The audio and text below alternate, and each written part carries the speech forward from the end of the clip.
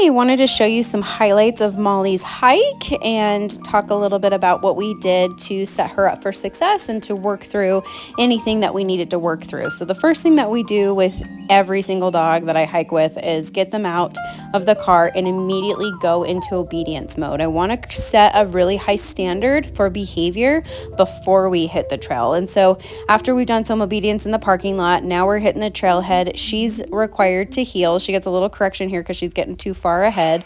I want her paying attention to Marin, who's working with her right now just so I could get this on film.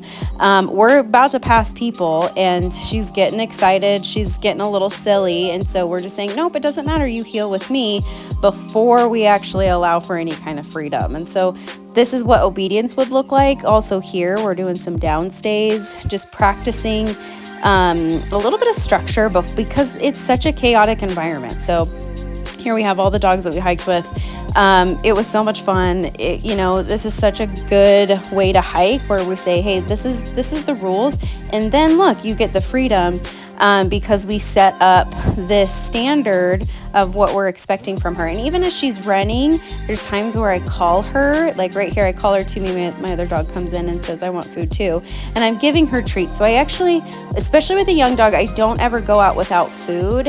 And we fasted her breakfast. So she was really hungry for lunch and dinner and gave her a little bit extra because she burned a lot more calories. But I wanted to use this food as a good resource to be able to practice obedience while we have such stimulating things in our environment.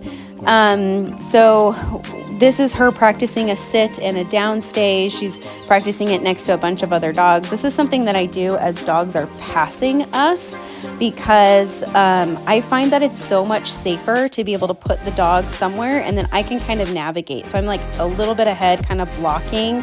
If like this dog here that was passing us was a little bit weirded out by all of these dogs. And so I'm asking Molly to leave it. And then when she's ignoring them, she gets food. And this behavior that I'm creating is all because I'm saying, no, I'm more important than that thing. And even when I released her here into freedom, she's like, I just want to check in with you. I want to check in with you. And then I let her go.